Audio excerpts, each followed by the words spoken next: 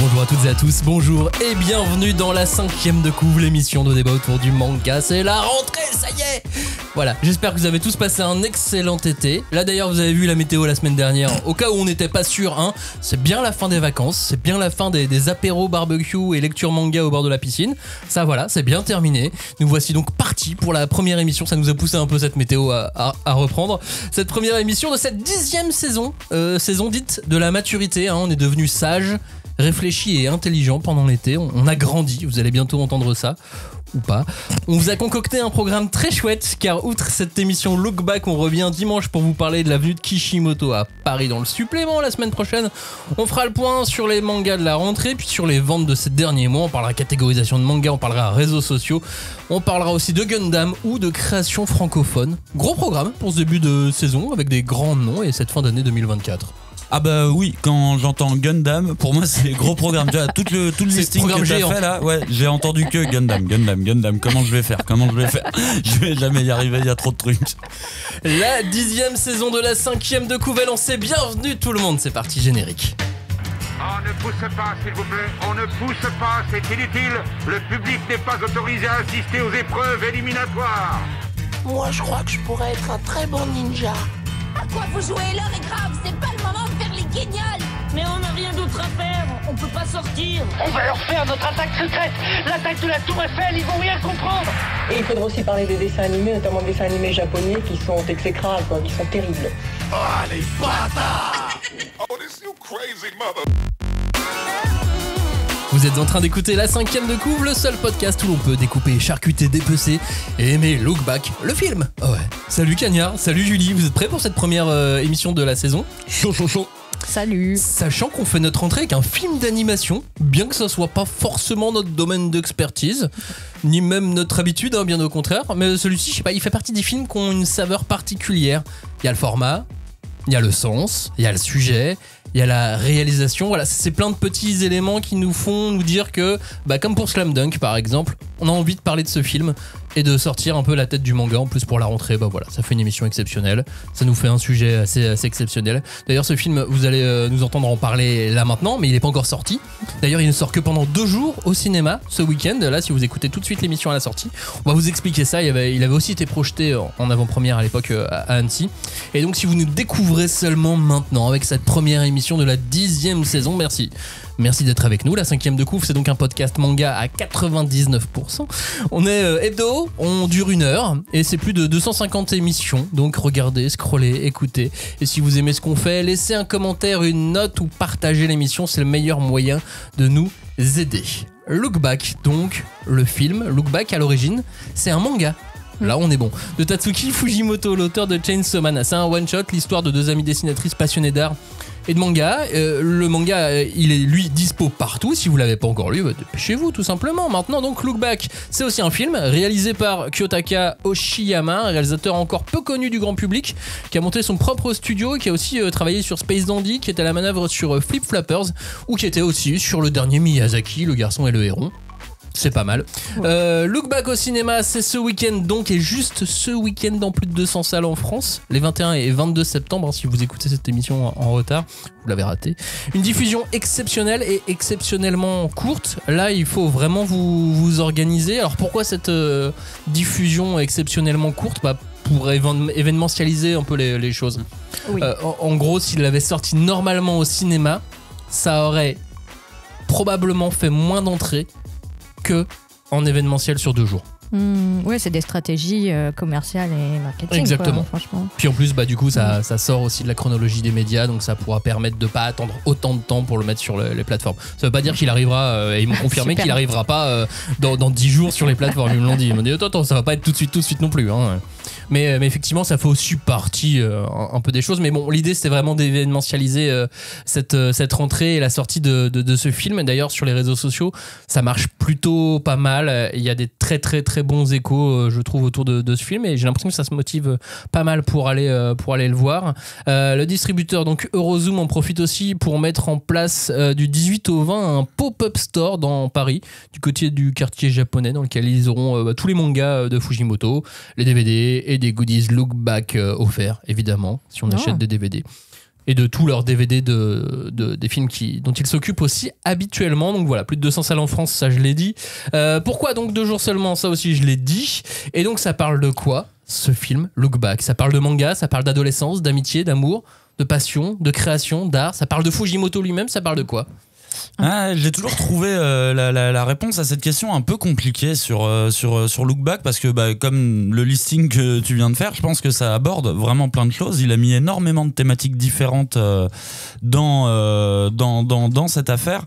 Du coup, j'ai du mal à dire une thématique, parce que tu vois, justement, en voyant le film, plus j'avançais et plus je redécouvrais des thématiques où je me disais ah oui, c'est vrai, c'est marrant, ça aborde l'abnégation, ça aborde l'isolement, ça aborde la perte, le deuil. Enfin, tu vois, il y a vraiment plein de thématiques différentes. J'aurais du mal à te dire c'est un film de vengeance, tu vois. Je pourrais pas te dire ça. Oui, film d'amour peut-être. Ouais, moi je trouve aussi, hein, d'amitié, oui, c'est vrai. Ah bah tu sais pas en fait. Je me suis toujours posé la question, mais il ne donne aucun indice dans ce sens-là. Du coup, je sais pas. Je me suis dit que c'était une bromance pour filles, une sismance. Mais j'aime pas le mot sismance. Oui, c'est vrai ça. Après, oui, je pense que le listing de Max est assez complet. Et puis tu l'as bien complété aussi. Mais ce qui est super agréable, c'est de retrouver déjà le manga que nous, on avait beaucoup aimé à sa sortie et dont on avait beaucoup parlé. C'est un auteur aussi qu'on aime beaucoup. Dans la 5e de couve, et là de voir son travail adapté de cette façon, c'était assez émouvant, en tout cas pour ma part. J'ai passé un très bon moment. Et puis ça parle de manga, ça parle d'un sujet qui nous passionne, c'est la création de manga, la vie de mangaka, l'isolement des mangaka, la difficulté de ce travail, puisque je vous fais le résumé de l'histoire. Donc on est dans le Japon contemporain, c'est l'histoire d'une rencontre puis d'une amitié entre 2 jeunes artistes qui, après avoir travaillé ensemble sur un projet de manga, vont choisir des chemins opposés. Il y en a une qui va devenir autrice à succès d'un manga qui s'appelle Shark Kick, et l'autre qui souhaite poursuivre ses études d'art pour se perfectionner de manière plus académique, de manière plus traditionnelle. Et alors c'est assez marrant, puisque dans cette histoire, Shark Kick s'arrête au tome 11, tout comme la première partie de Chainsaw Man. Voilà.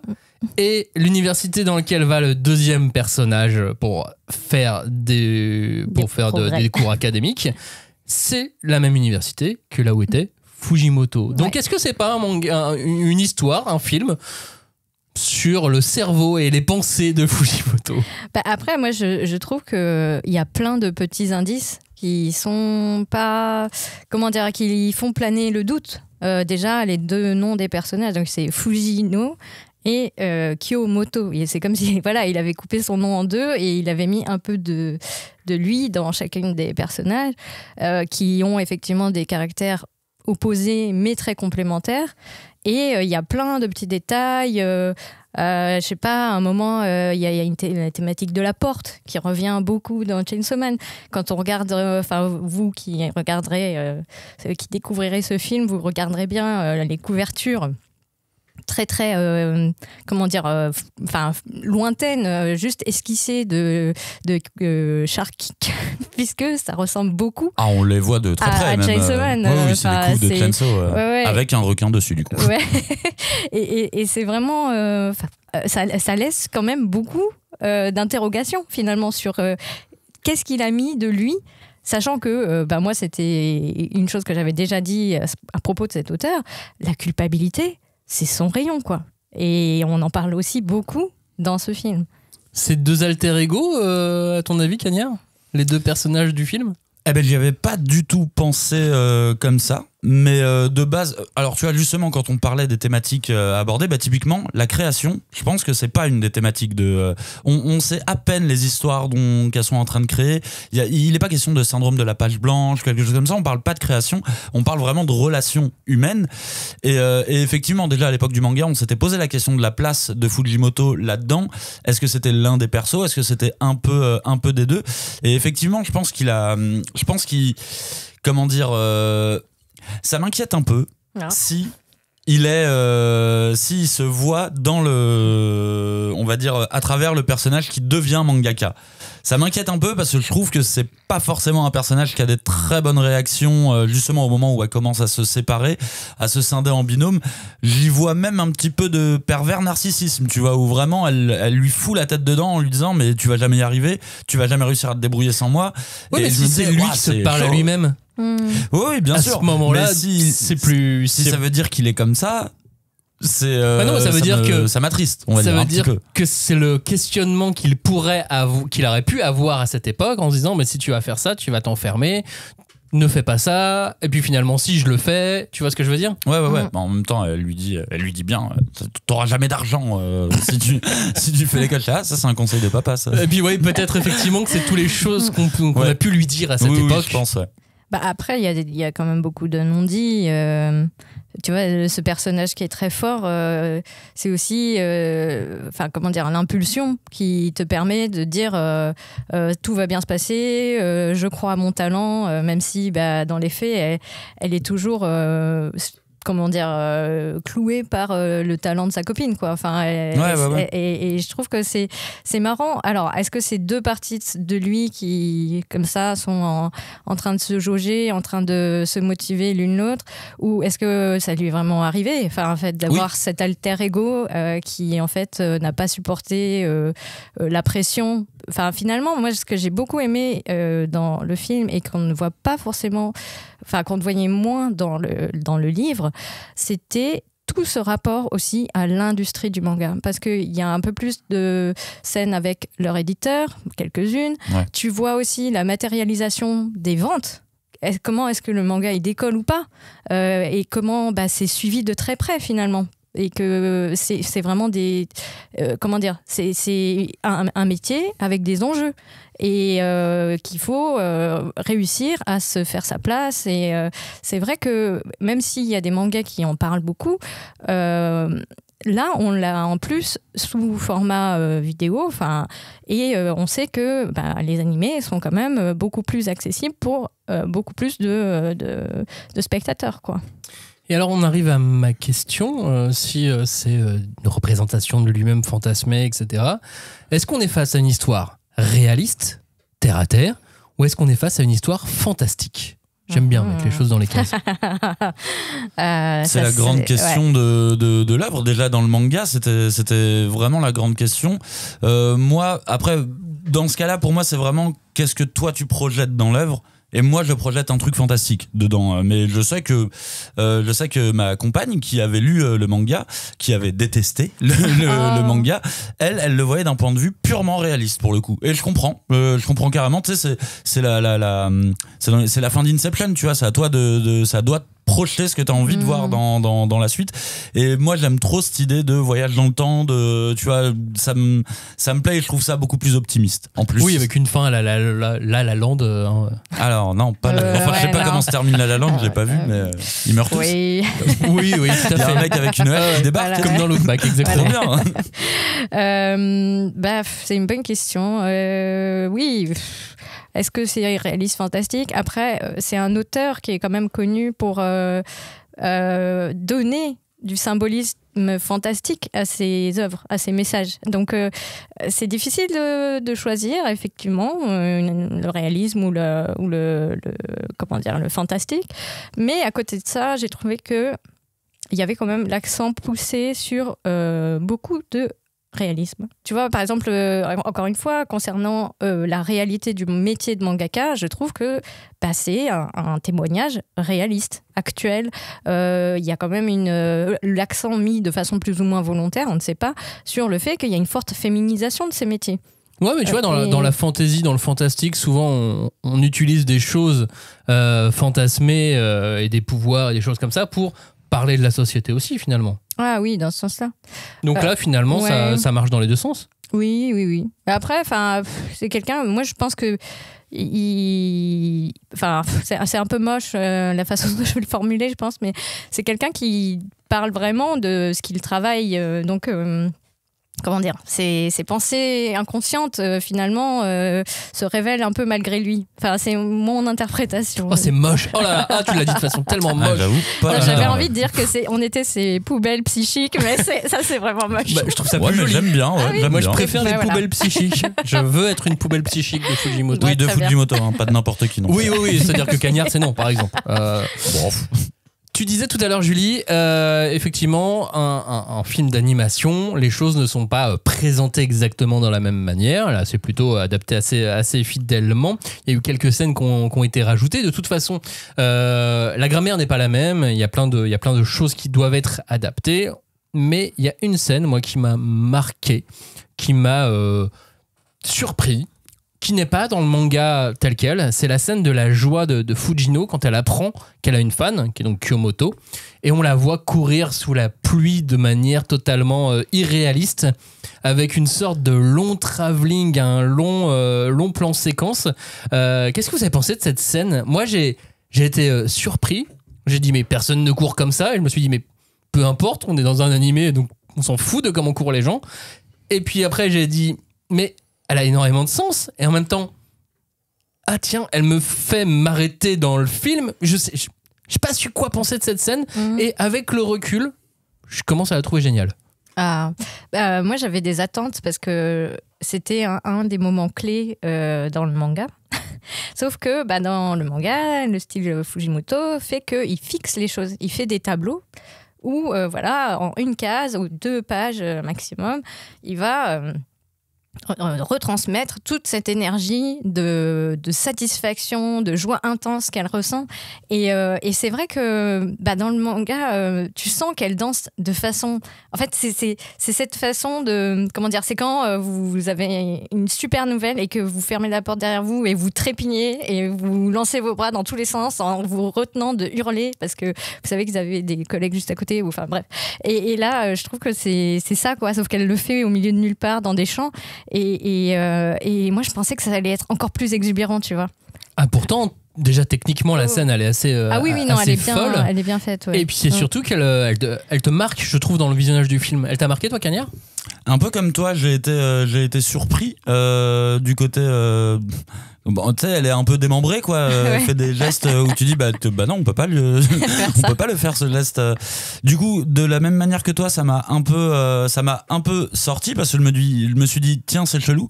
Et en même temps, la scène est très belle. La musique fonctionne très bien à ce moment-là. Et je me suis dit, c'est intéressant parce que j'ai eu l'impression, en voyant cette scène, que si Fujimoto l'a fait comme ça dans le manga, il l'a fait à l'économie, parce qu'il faut quand même rappeler que Look Back, c'est pas un manga très, très épais, hein, c'est pas une grosse pagination.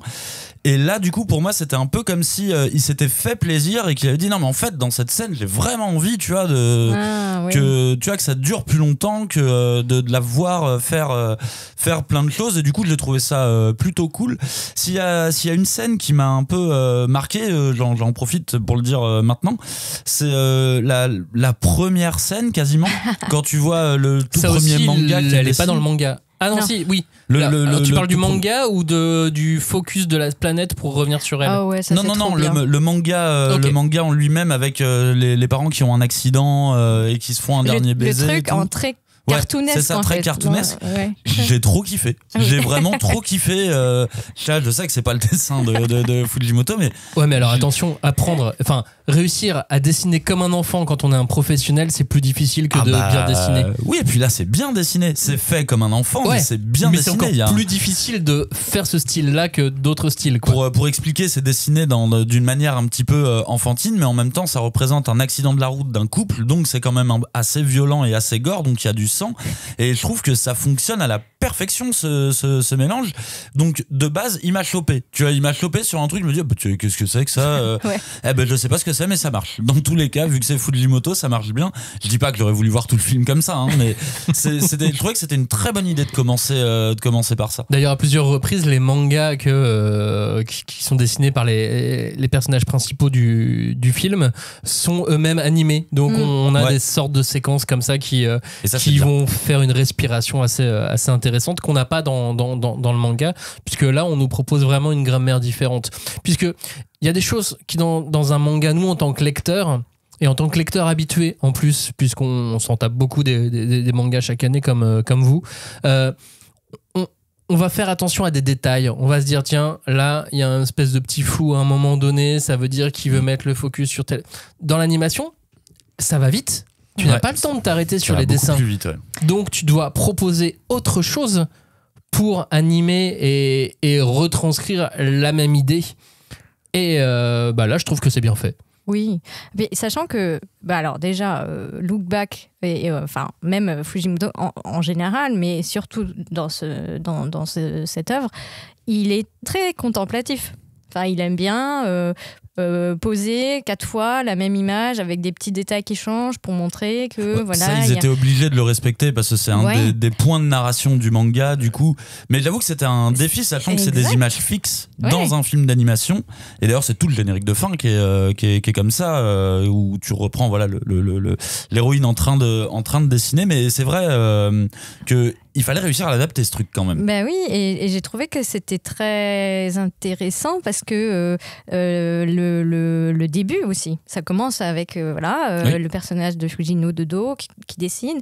Et là où ils ont été malins, c'est qu'ils ont mis un petit miroir qui n'est pas dans le manga, et tu vois en fait le visage de la jeune fille pendant qu'elle réfléchit, pendant qu'elle dessine, et ça apporte aussi encore un nouveau détail sur est-ce que c'est autobiographique ou pas, parce que le miroir, ça a quand même un sens sur la réflexion, sur le fait de s'analyser aussi, qui est assez fort, je trouve. Je fais juste une petite parenthèse sur ces séquences-là, je sais exactement à quoi ça m'a fait penser, à l'illustration Lofi Girl. Vous voyez, complètement. Ça y est, je l'ai, c'est ça. C'est à ça que ça m'a fait penser. Et justement, c'est cette part autobiographique qu'on voyait dans le manga, est-ce qu'elle est aussi présente, autant en termes de quantité, dans le film que dans le manga ? Est-ce qu'on se pose les mêmes questions, ou est-ce que c'est parce qu'on a lu le manga qu'on se pose ces questions-là ? Ou est-ce que finalement, le réalisateur a mis un petit peu de son autobiographie à lui, mais tout en respectant la partie autobiographique de Fujimoto ? Moi je trouve que le réalisateur s'est effacé complètement pour le coup.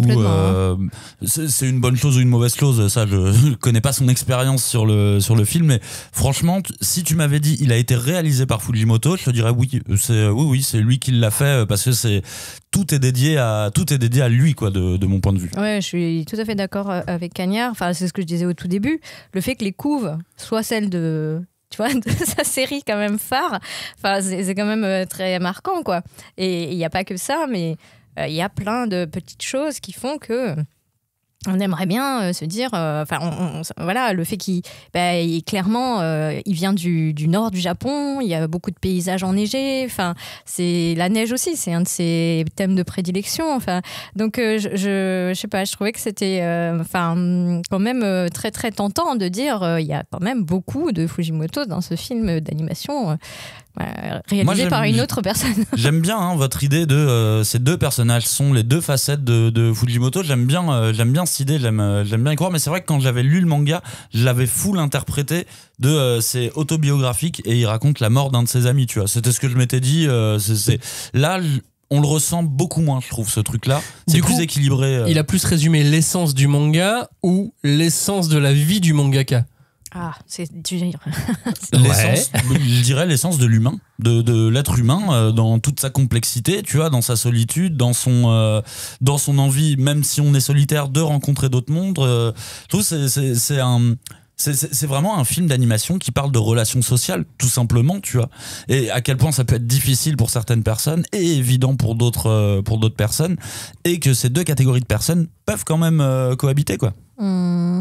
Alors l'essence du manga. Non, mais j'essaie de réfléchir à la question de Maxime. L'essence du manga, l'essence du mangaka, c'est compliqué.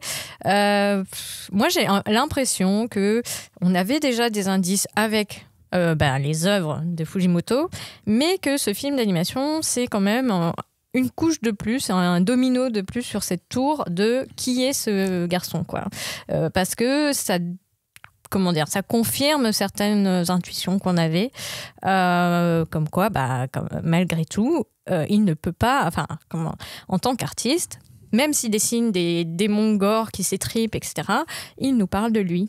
Voilà. Enfin, c'est un peu mon impression. Et le réalisateur, sur la fameuse scène dont on parlait de la danse de la joie là, qu'il a rajoutée, il racontait dans une interview, il y a beaucoup d'interviews, puisqu'il était à Annecy au mois de juin dernier. Ouais. Donc il y a pas mal d'interviews qu'il a données à la presse française. Il racontait dans l'une d'elles que c'est un truc qu'il avait mis de côté. Jusqu'au bout en disant je sais pas à qui je vais le confier, je l'ai mis dans le board mais je sais pas ce que je vais en faire. Bon, je l'ai fait comme ça dans le storyboard mais on va sûrement changer d'idée. On verra après cette scène, on verra ensuite. Ah ouais, il me reste plus que cette scène à faire. À qui je vais la... Non mais je vais la faire moi-même. Bon, qu'est-ce que je vais faire ? Bon, je vais faire ce que j'ai mis dans le board. Et puis il est resté sur cette toute première idée. C'est marrant d'avoir le cheminement comme ça.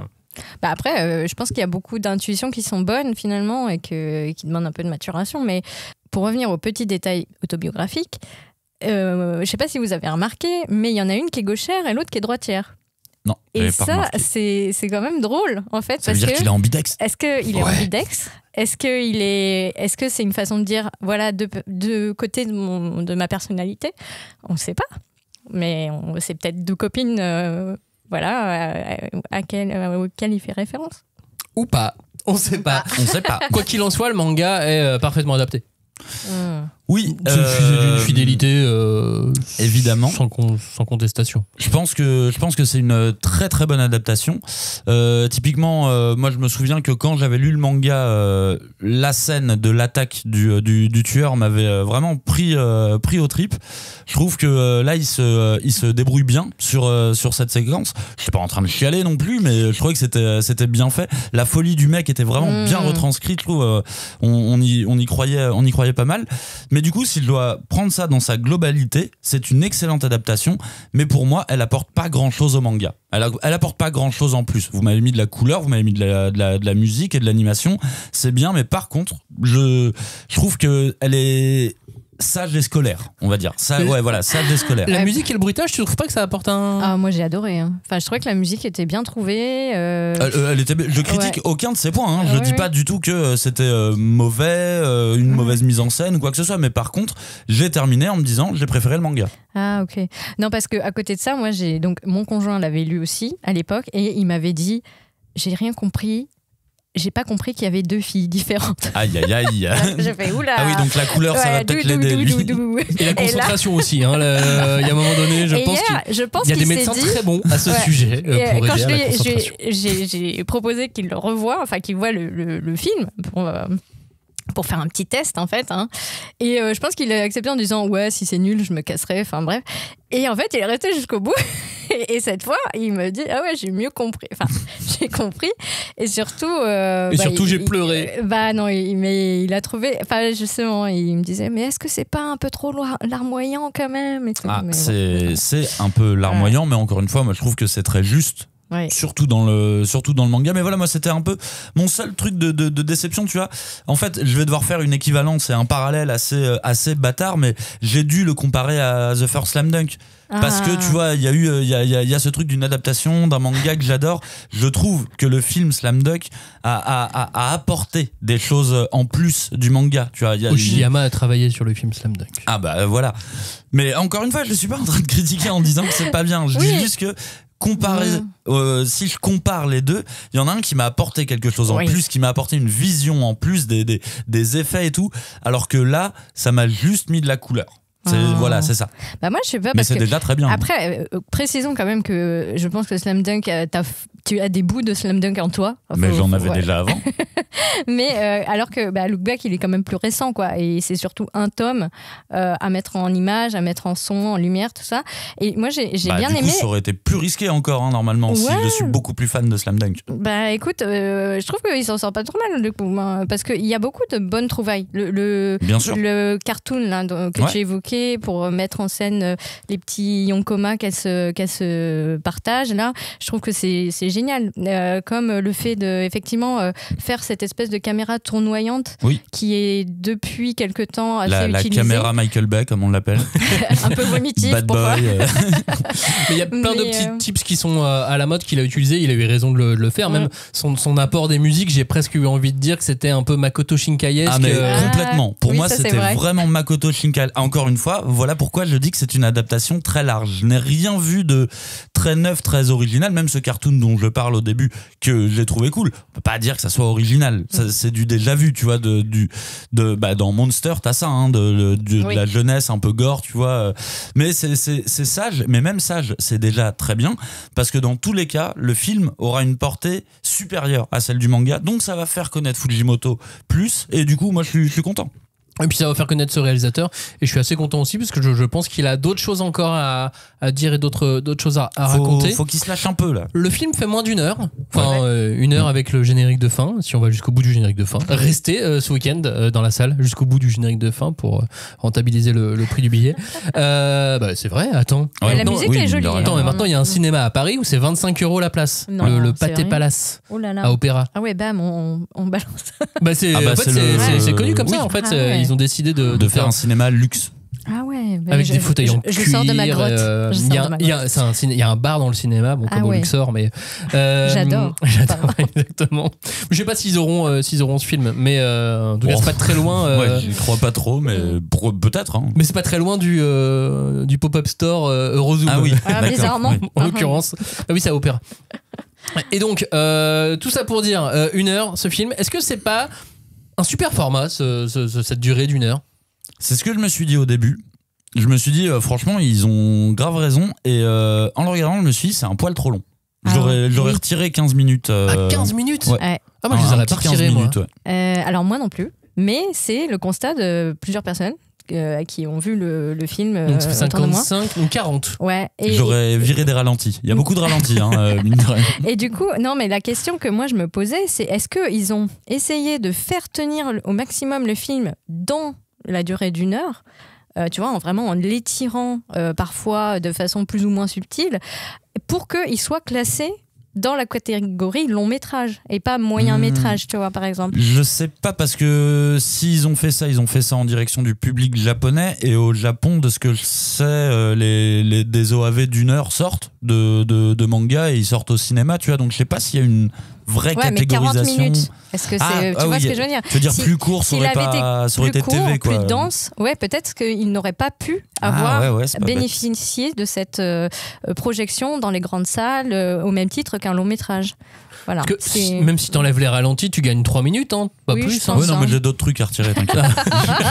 J'ai fait une liste. Parce que je vois pas trop générique de fin déjà. Ce qu'on peut retirer au film, au final, sur ça par rapport à ce qu'il raconte du manga et à la façon dont il l'adapte.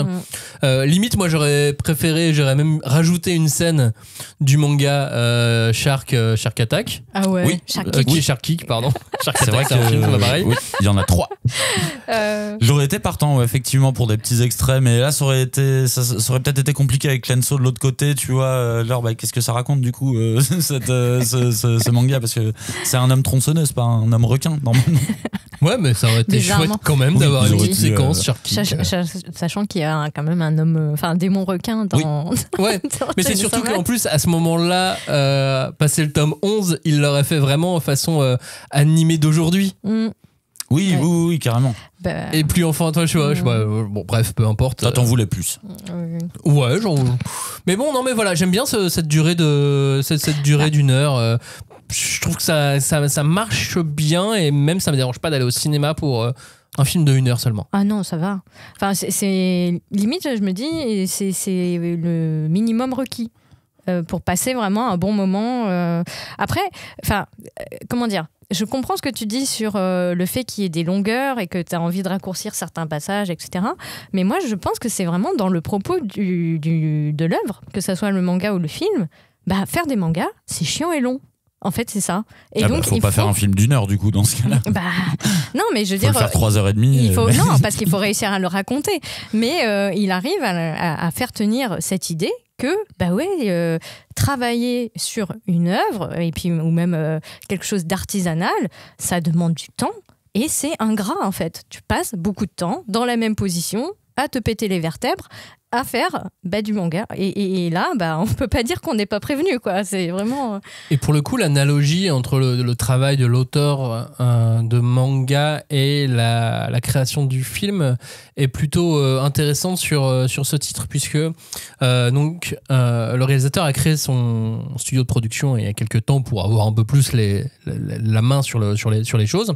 Et donc c'est via son studio de production qu'il a réalisé ce film. Il a décidé d'utiliser une méthodologie assez différente, puisque vous le savez sûrement, dans l'industrie de l'animation, c'est assez segmentarisé, compartimenté. On fait les intervalles, on fait les layouts, ensuite on passe aux animations clés, ainsi de suite. Chacun a son rôle et chaque plan passe entre eux. Même pas, alors chacun a une séquence, mais l'animateur a une séquence soit, mais il fait pas tout dans la séquence. Oui. Il y a plusieurs personnes qui passent. Oui, il y en a un qui va faire séquence. le storyboard, le storyboard. Et ainsi, là, c'est le réalisateur qui a fait le storyboard. Et donc là, il a décidé de faire autrement. Chaque animateur était responsable de son plan de A à Z. Ah ouais, c'est entièrement. J'ai déjà entendu parler de ça. J'ai déjà entendu parler de gens qui faisaient ça dans l'animation, où vraiment tu t'occupes de ta séquence de A à Z, et c'est ce qui donne un rendu un peu moins lisse que si tout le monde passe sur tous les trucs. Ça arrive sur quelques séquences dans des animés, mais souvent il y a quand même des intervallistes, des gens qui repassent dessus.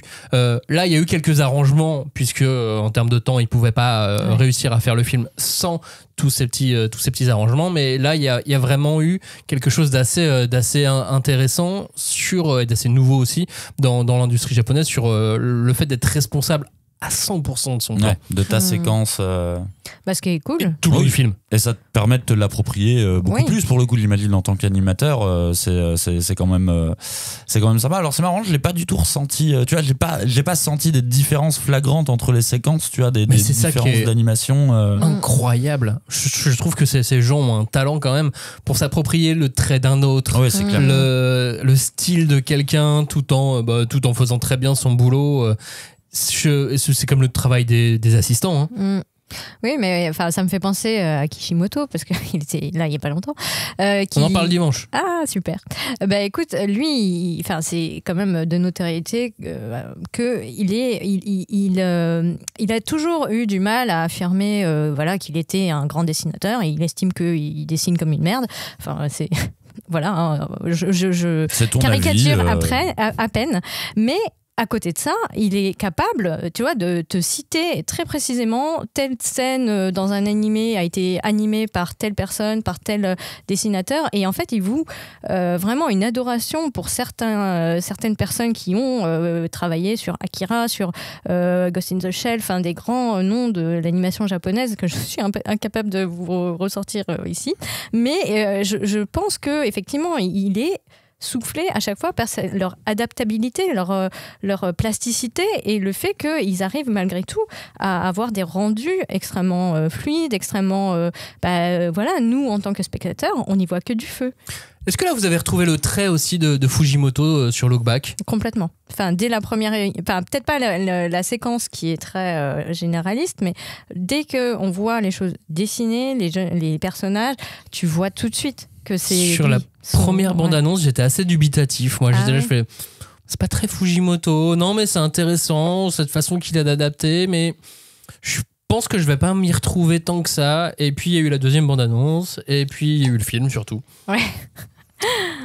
J'ai été assez dubitatif là-dessus, parce que Fujimoto n'est pas un excellent dessinateur, c'est un excellent narrateur, mais en termes de dessin, et quelque part, c'est pas pour faire le prout-prout, mais c'est ses imperfections que j'aime bien dans son dessin. De la même manière que dans l'Attaque des Titans, j'adore les dessins parce qu'ils sont pleins d'imperfections et que ça participe au climat et à l'ambiance.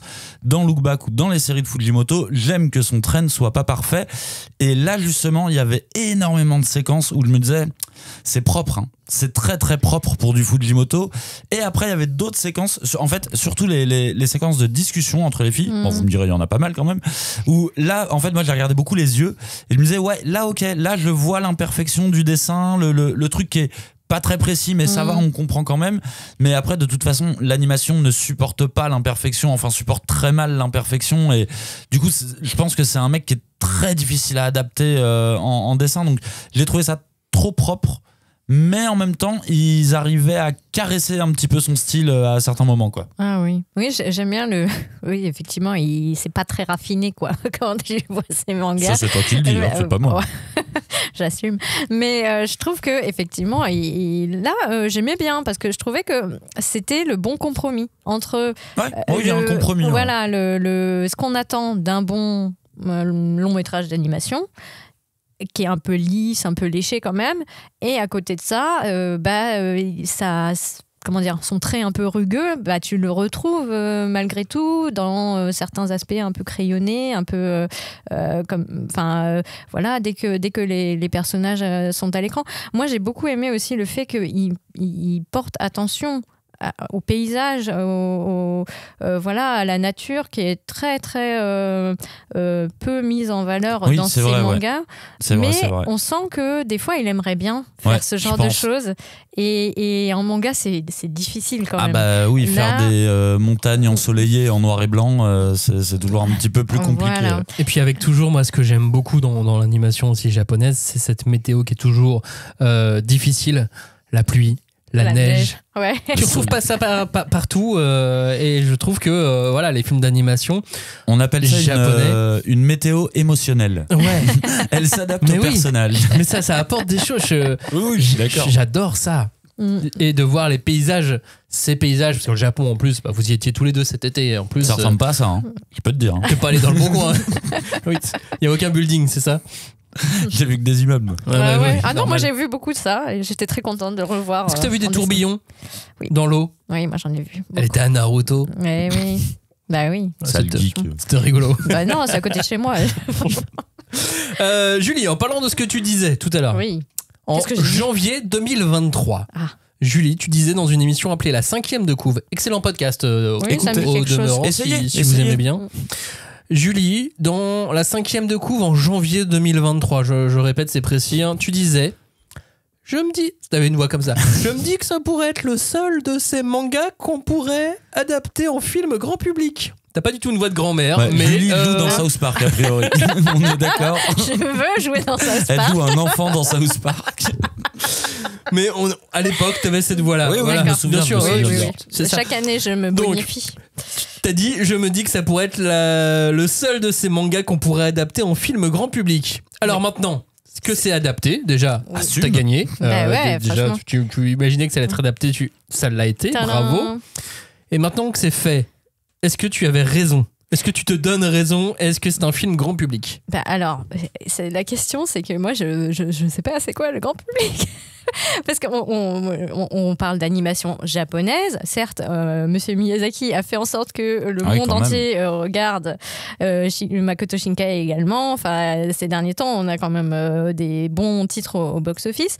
Mais il y a pareil, comme pour le manga, en animation, il y a tout ce que vous voulez. Enfin, et donc là, est-ce que c'est pas un peu trop intimiste? Est-ce que c'est un truc de niche? Est-ce que ça va attirer les gens qui lisent vraiment Chainsaw Man au premier degré? Tu vois ce que je veux dire? Ça, je pense. Ça, pour le coup, je pense. Parce que les gens qui sont fans de Fujimoto, j'ai l'impression, comme nous, hein, on consomme tout. Ce qui fait, mais je te suis sur la version grand public.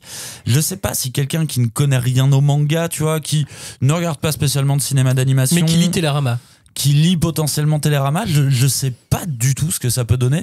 Effectivement, il faut plus le comparer à un Makoto Shinkai qu'à un Miyazaki. On est sur le réalisme social. C'est plus le réalisme un peu poétique, tu vois. Oui, parce que dans les films, avec du fantastique, ils sont tous beaucoup de fantastique quand même.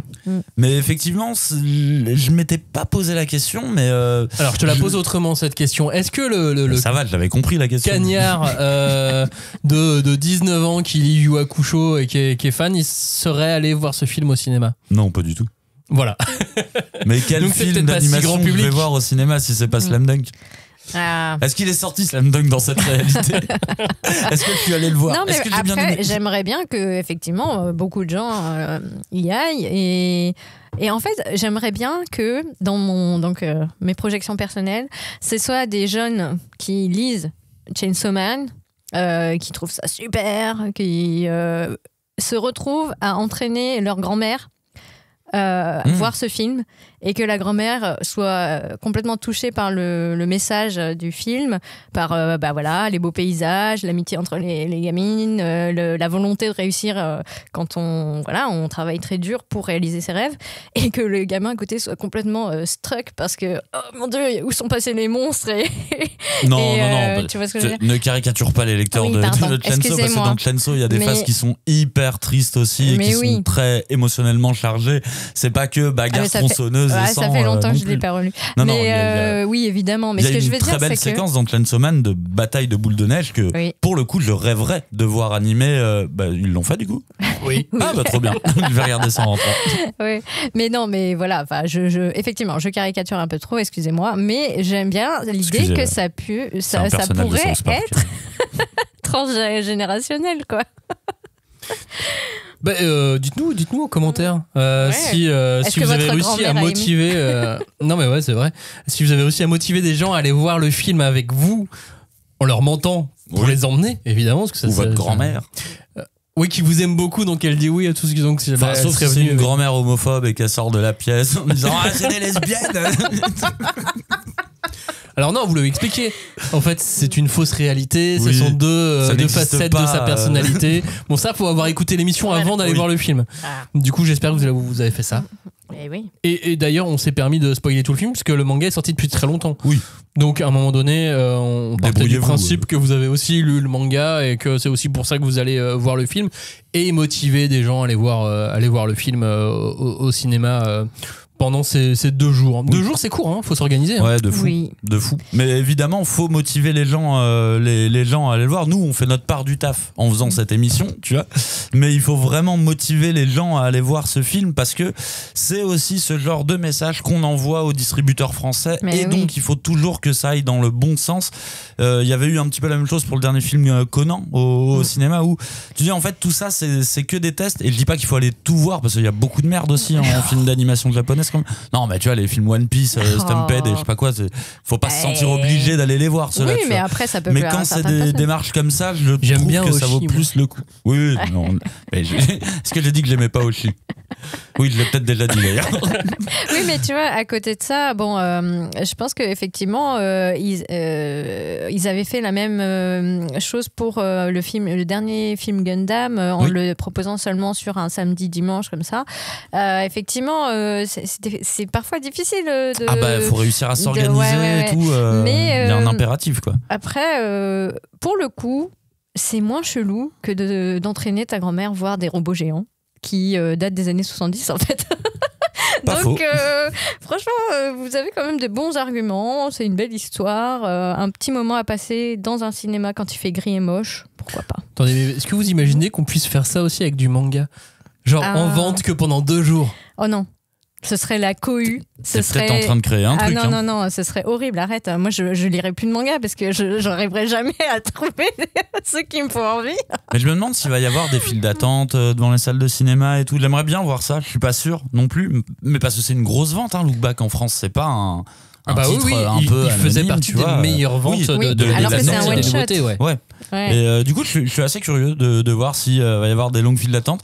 Est-ce que certaines personnes vont être tellement ambiancées par le film qu'elles vont se mettre torse nu, tu vois ? Je sais pas. Non, ça, je pense pas. Ça serait bizarre. Ça serait très bizarre. Je pense que personne ne va faire ça. En revanche, quand elle kick le tueur, genre, ouais. Ah ouais. Mais arrête de spoiler. Tous les gens ont lu le manga. Oui, j'espère. Non, ce que je pense en revanche, c'est qu'il va y avoir des batailles pour les goodies, parce qu'au cinéma, ils vont vous filer des. Je pense ils ont les goodies, ils ont mis quelques photos sur les réseaux sociaux.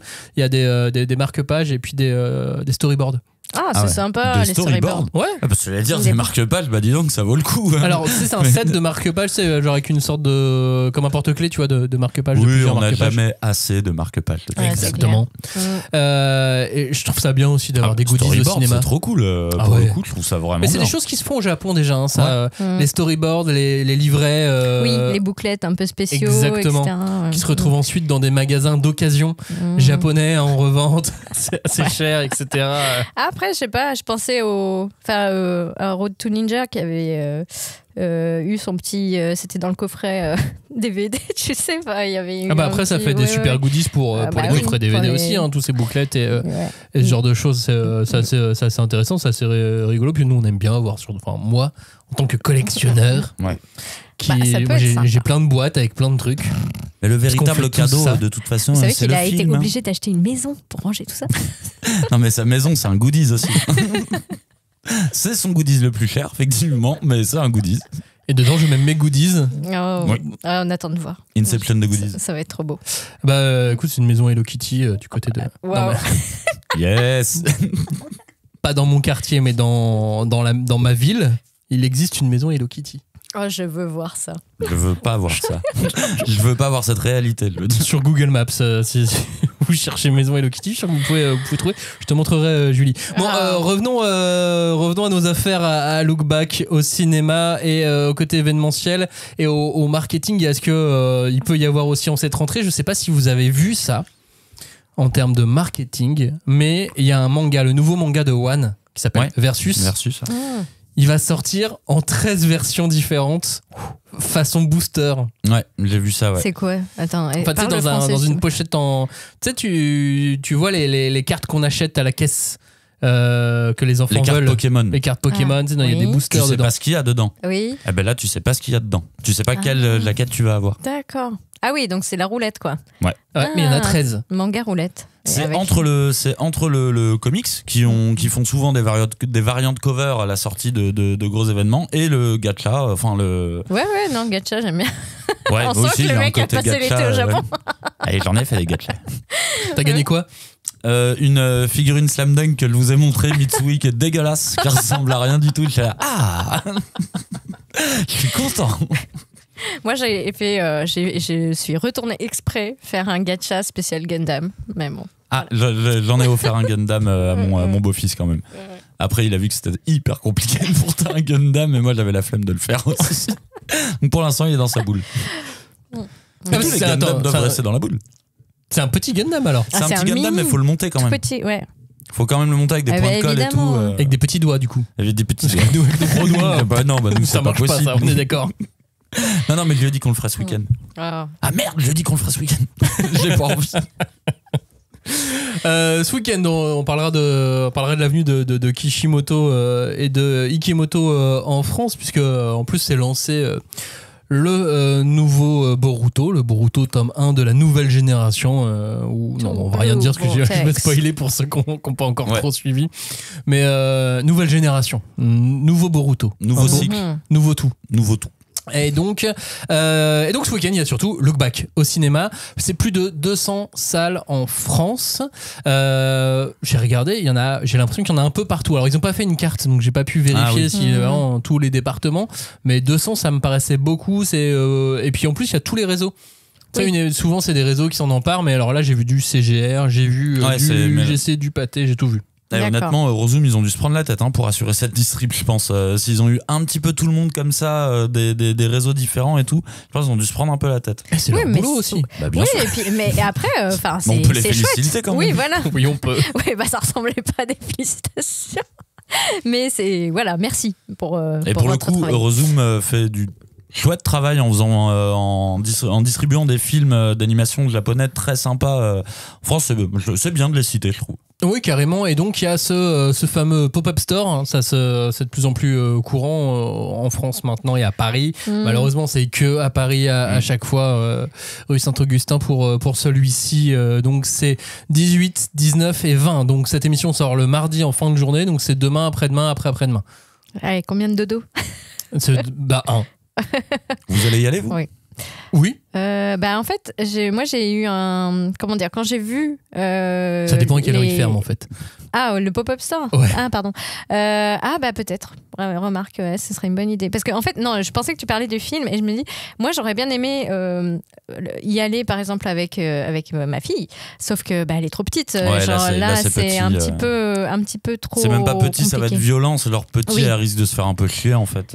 Non, mais c'est violent. Enfin, il y a quand même des séquences un peu trop.